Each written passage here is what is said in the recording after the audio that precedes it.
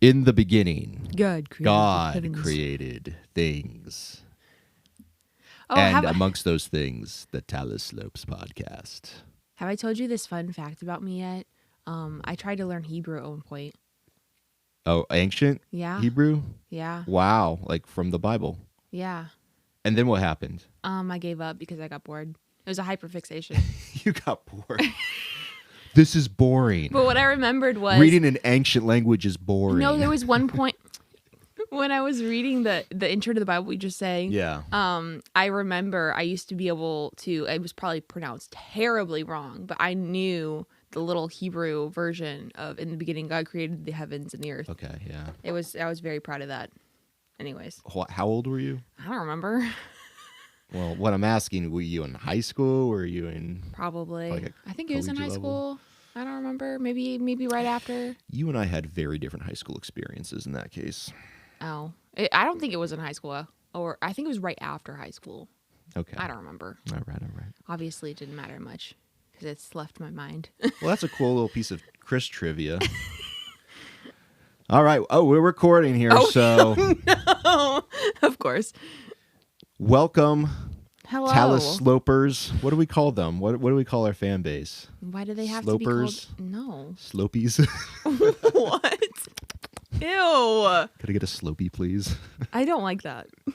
It definitely sounds like some kind of sugar-rich dessert. Okay, well, welcome back, our supporters. Chris? Yeah. When we were talking about this bonus podcast for today, I saw a cartoon, and I thought, this is a interesting cartoon. Okay. Is the cartoon funny? No, kind of in an ironic kind of way. It's funny, yeah, kind of. But not like funny ha-ha. I didn't look at it and be like, bah! Oh. I'm kind of glad. That's kind of terrifying. Chris, when I was growing up, I used to make puppets. Ew. Did you know about that? Why would you do that? That's so creepy. Oh, I'll have to show you some videos and pictures. Please do. But I used to make puppets, and one of the puppets' names was Jughead. He was a sock puppet. And he had a laugh that went... Oh my God. That's so scary. Anyways, it didn't make me laugh like that at all. No. But it honestly, it didn't make me laugh at all. It was funny in that, like, that's so true. Right. And so we'll post a picture of this on our social media accounts. We'll even post a picture to it, maybe the link, I don't know. You'll have some sort of visual representation of it there from the show notes for this episode. But let's go ahead and describe it. This cartoon is broken up into 3 boxes. The top 2 are the smaller ones, and they're about equal size, and they're square. And then the bottom one is like a longer, a wider, I should say, rectangle, and that's the 3rd movement of the cartoon. Anyways, in the first box, you have who is that? A priest, a pastor? He's a spiritual leader. Kind of looks like a thumb, to be honest. A thumb. A thumb. It's like if Dilbert was a thumb. Dilbert's basically a thumb. Anyways, this thumb, he's a pastor, a priest. It's a priest. He's wearing like robes. Yeah, it's like one of those, I don't know, Orthodox or... This is some riveting podcasting. Let me. I know. What is the thumb wearing? Quality content here. Anyways, he's got a Bible, and you can tell it's a Bible because it has a cross on it. Maybe that's a T. At first, I thought it was the F from Facebook. Are you serious? Like, why is he looking through a literal Facebook? I mean, it kind of looks like that. Yeah. But no, it's supposed to be a Bible, and he's reading from the Bible, and he's reading, and he says, and Jesus said, give all you have to the poor and follow me. Oh, Chris, we've talked about this in previous podcasts. Yeah. He's reading the account of the young rich man. The rich young ruler, however you want to say it. Yeah, whatever. Where Jesus apparently looks at him and says, if you want to have eternal life, or at least that's how it's translated, then give all that you have to the poor and follow me. Okay, so that's the first box. In the second box, he like looks up from the Bible, and he's got like little It's just like when a character gets shocked, they have those little waves that come from their head. Like they have a realization. Yeah. That's what this is. He's having a realization. Like he doesn't want it to be true. Yeah, he looks up and he's looking straight ahead, kind of as if into nowhere or nothing. He's like, what? What did I just read?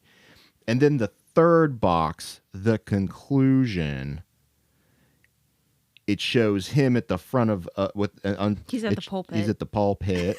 The pulpit. Would you say it like that? Pulpit. Oh gosh. You know, my grandpapa used to preach from the pulpit. And then it shows his congregation sitting in the pews. And there's quite a few of them. They're all white. They're all old. They're all... At least they look A lot old. of them are bald. That's true. So either they old or they Charlie Brown or Caillou or something. And so anyways, he looks out at his congregation. He says, today I shall explain why he didn't really mean that. And there are little thought bubbles coming out of all the congregation. And they're like, whoo. And they all say, whoo. They're relieved. And that's it. That's the cartoon. That took a really long time to explain. But I think we did it really well. We did it really well. It was very thorough. Good job. Yes, your mind will not be bored. Okay. Anyways, So what does the cartoon mean, Chris? it's just kind of a comical, in a sense. Not kind of funny, haha, but funny, that makes sense. Yeah, like, nah, I see you. Of how That's so true. this pastor, priest, or father, whatever you want to call him, he's giving this sermon to the congregation, and he has something that he's read and he doesn't want to apply to himself. So he's like, ooh, I'm going to twist this, and was like, I'm going to prove why this doesn't apply to me. Yeah. Well, also, I don't even know necessarily. I think the cartoon is trying to say that he doesn't want to apply to himself, but I also think he probably thinks, yo, my people ain't going to want to hear this. That's probably true, too. This is, like, who would want to hear that? This is definitely something that Jesus says.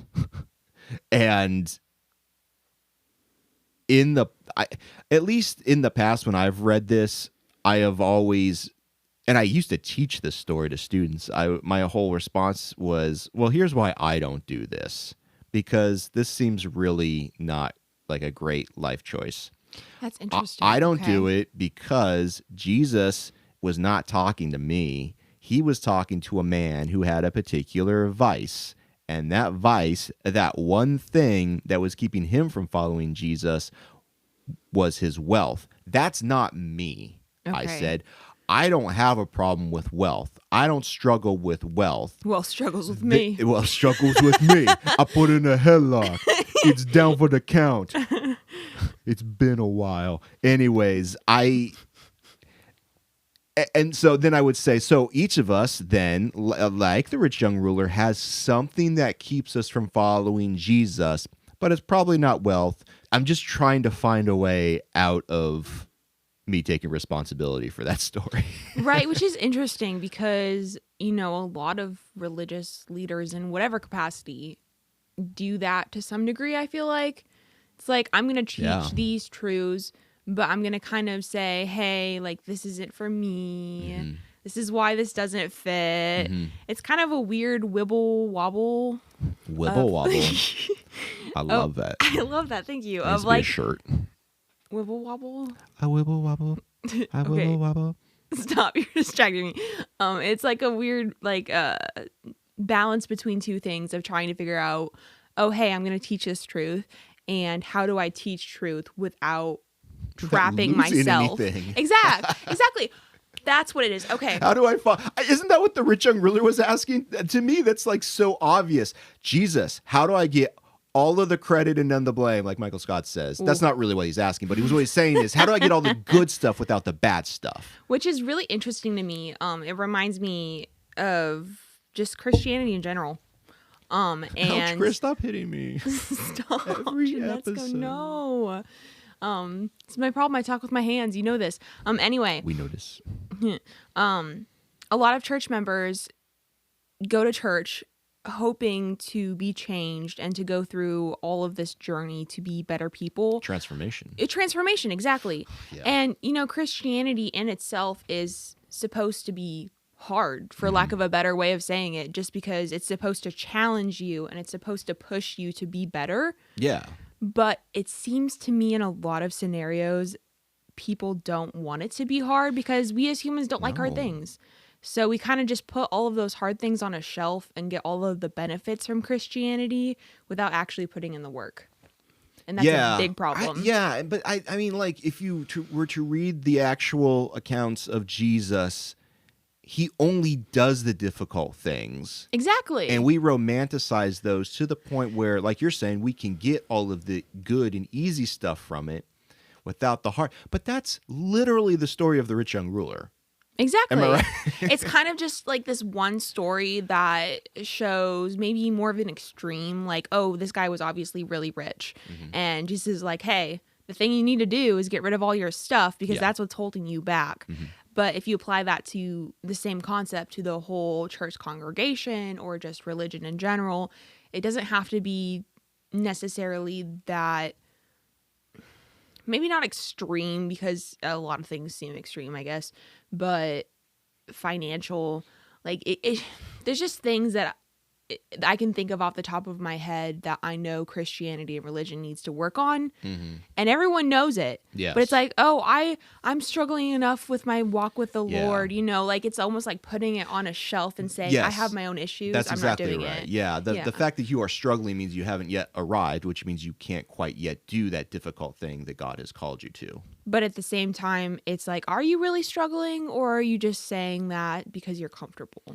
Well, I think both things can be true. You're struggling with being true. comfortable, right? Like I enough. think that's very much my own personal experience. When I would read these very difficult and challenging texts, I'd be like, well, one day I'll get there. That's sanctification. And maybe that's why the church likes to talk so much about it. It's because, look, you don't have to do all these things and you can still get all the credit. Oof. You don't have to actually do the difficult things and you can still follow Jesus. I think Jesus would disagree with that. That's the story of the rich young ruler. He gives him the opportunity to follow him. And he says, the man says, no, I want to have all the other things that I believe qualify me. The one thing that you have asked me to do that would actually make all of this real, he just refuses to do. That's so interesting. That doesn't, but hold on real quick. Think about that for a second, because that doesn't disqualify him from his religious experience at all. Right. All it disqualifies him from is following Jesus. Yeah. And that's it. And that's what's supposed to be the center of his religion, but it's, No, it's not supposed to be the center of his religion. It's supposed to be the center of Christianity. That's what I was trying to say, yeah. Oh, okay. Yeah, because his religion, I'm assuming, was Judaism. Probably, which Jesus didn't accept a lot of Judaism, at least in its current iteration. Yeah. Or current to Jesus' time. This man wants to follow Jesus. We got Christians today that don't want to follow Judaism, otherwise they would become Jewish, have a conversion. They want to follow Jesus. That's what they're saying, right? Yes. When you roll up to the Christian church, you're saying, I want to follow. I have decided to follow Jesus. Okay. Are you going to sing with me, Chris, or not? No. Okay. I think my point was that he's trying to enter a more fulfilling in a sense of following Jesus and being saved and all of that. Is he? But maybe not. Maybe I think not. he may be trying to just brag. Okay, that's fair. He's trying to get the pats look at on the me. back. I already know I'm going to be saved. He's going to say that I actually don't need to do anything, and I'm going to look so cool. Well, I don't know which one is true. I think you could be right. I mean, I don't know. Maybe he could be asking, but I don't know. According to the text, it seems like, at least to me when I read it, he's there just to be like, look, I'm going to show out and flex in front of this prophet. Fair enough. I'm going to, once again, be able to get the pats on the backs, the credits. But Jesus flips the script on him and says, well, here's the issue, though, because you haven't actually done anything for real, which is Jesus's whole message, right? Is you have always heard it was said to do this, which this man goes back to Old Testament law. He's like, I've kept all the commandments. Right. What do I lack? And Jesus says, you lack love because you've kept them all.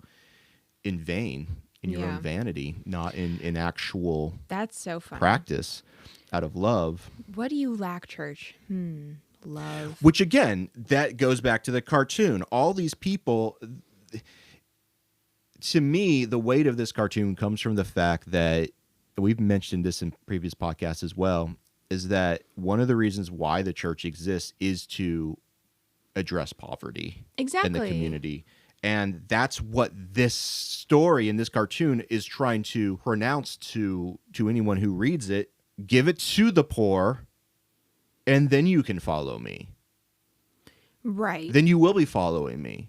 You keep on mentioning that it's challenging to follow Jesus, and I completely agree. It's the hardest thing, most difficult thing to do, which is why this man doesn't do it, which is why we don't do it either. Yeah. I mean, yeah.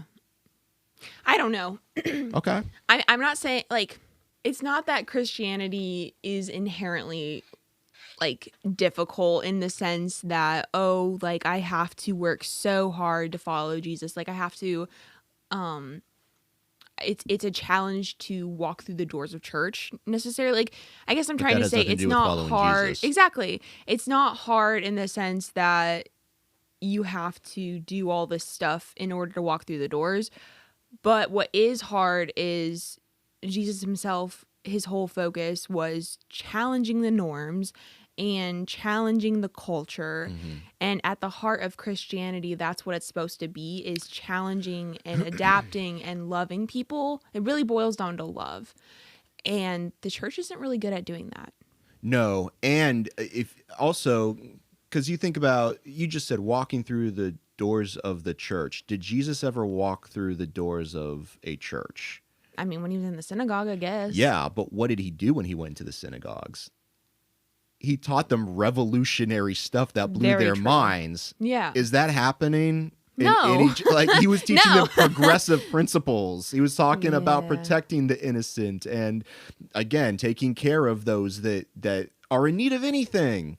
We've just like this cartoon, we've just twisted it into something that is completely not. Yeah, and I do think it says something that this cartoon shows so plainly how a lot of people, when they're talking from the pulpit, are able to twist words to fit their own narrative. And that's problematic. Always. And people just believe them in the congregation. Always, always. I mean, who are you when you continue to do things that bring you grief and strife and pain? Things that make you feel bad about yourself. Now, look, if you're out there and you're listening and you like that kind of stuff, more power to you. But that ain't Christians, right? That's true. Christians love to go to church because church makes them feel good.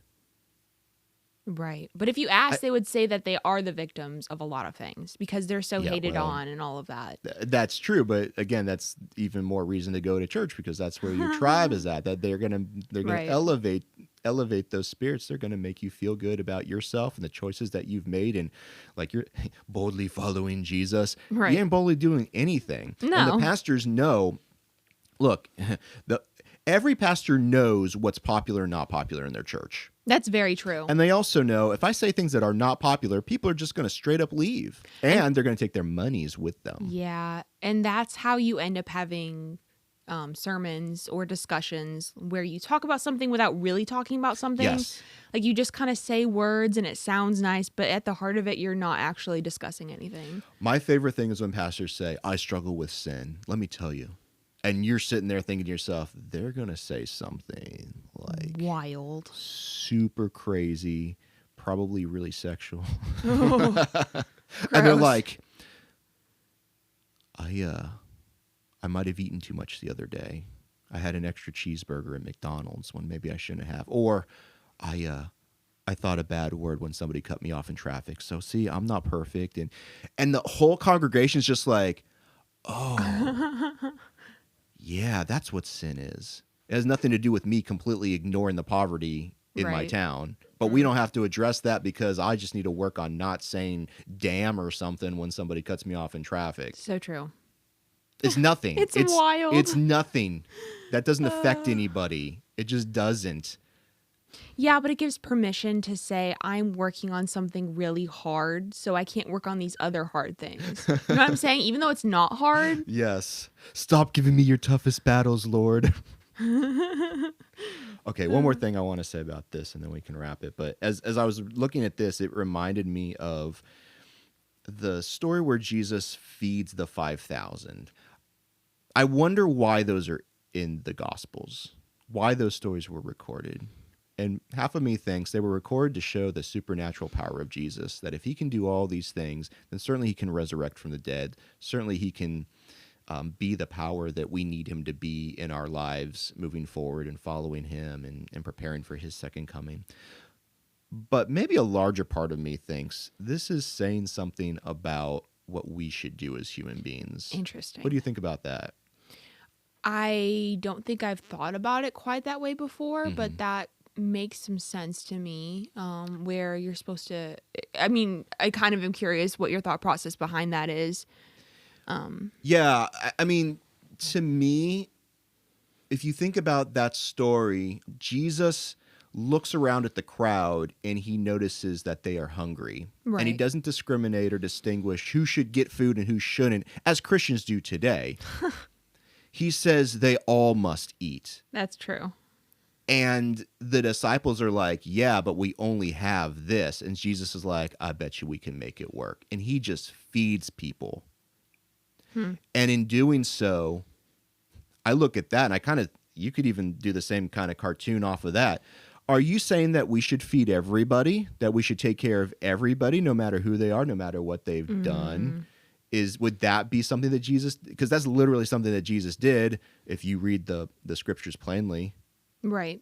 That he went and he fed all these people and they did nothing other than just be there. That's so true. And eat it. And you got Christians today that are just like, no, if you don't work, you don't eat. You haven't gotten to this place in life with Jesus, then you can't eat. It reminds me of a story of when I was younger. Back when I got baptized the first time. Baby Quest. I got baptized for the first time when I was in fourth grade, in between fourth grade and fifth grade. Fourth grade? You were a baby. Listen, there's a reason. But one of the biggest things I remember about, one of the biggest things I remember about why I wanted to get baptized was during a communion.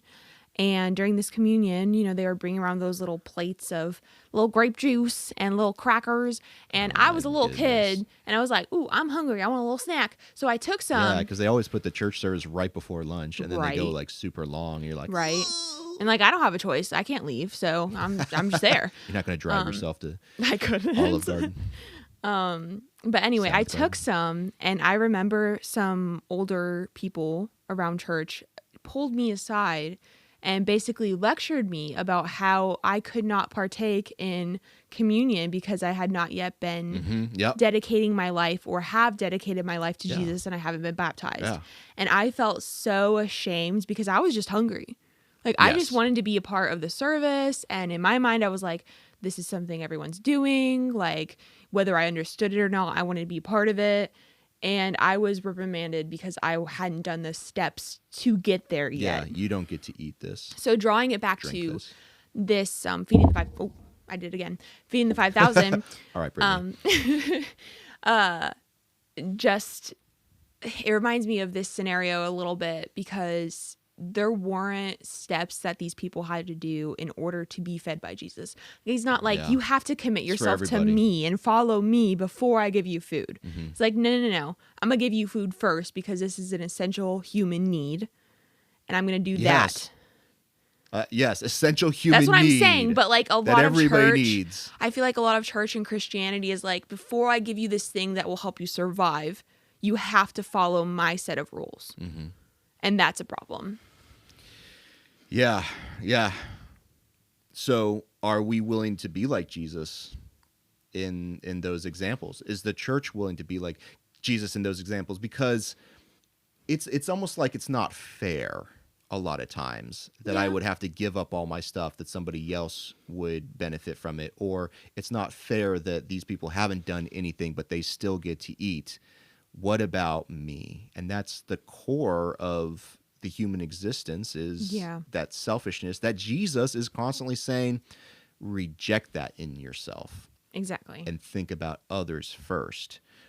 So that goes back to the cartoon. Are these people thinking about other people when they're sitting in the pews. No, they're obviously thinking about their own pockets. Yeah, because, and I don't blame them. Oh, no, me either. Like I totally understand. I'm like, yo, I'm not going to give that person this because I need it. And maybe I'm struggling financially, or I'm struggling with the material possessions that I have, in the sense that I need to retain them. Right. And I think that like most Christians don't have a lot for themselves. And so when they hear these sorts of things, they're thinking, well, I don't have much to give away. And if I do give that away, they give it to the church. That would just be dumb. Well, that's a good point. Tithe. You think about it, the 10% of their income goes to the church. You know, the rich young ruler came to Jesus. It wasn't the other way around. That's true. He asked Jesus, what do I need to do? Yeah. If you don't want to know the answer, don't ask the question. And so for me, like, I don't know. I don't actually have a problem with Christians that want to pull up the church and just do the rituals, just sing the songs, just listen to the talk, just all that kind of stuff. If that's what you want to do with your life, more power to you, as long as you're not hurting anybody. Yeah, that's fair debatable, enough. but fine.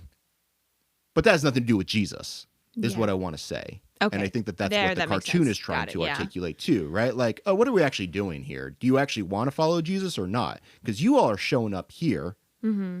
Is this where Jesus would have been? Is this where Jesus would have poured all of his efforts and resources and endeavors, you know, or is he doing something else with it? You know, you get to read and you get to decide for yourself. But when I read the stories of Jesus, it looks very unlike what the average Christian experience and church experience is today. I don't see a lot of similarities there. Yeah. Which is what makes this cartoon so fun. Everybody's like, whew, I don't have to actually do anything like Jesus, and I could still come to church. Amen and amen. Amen. Anything else, Chris? Nah, that's a pretty good end note right there. We so fly. You said it, not me.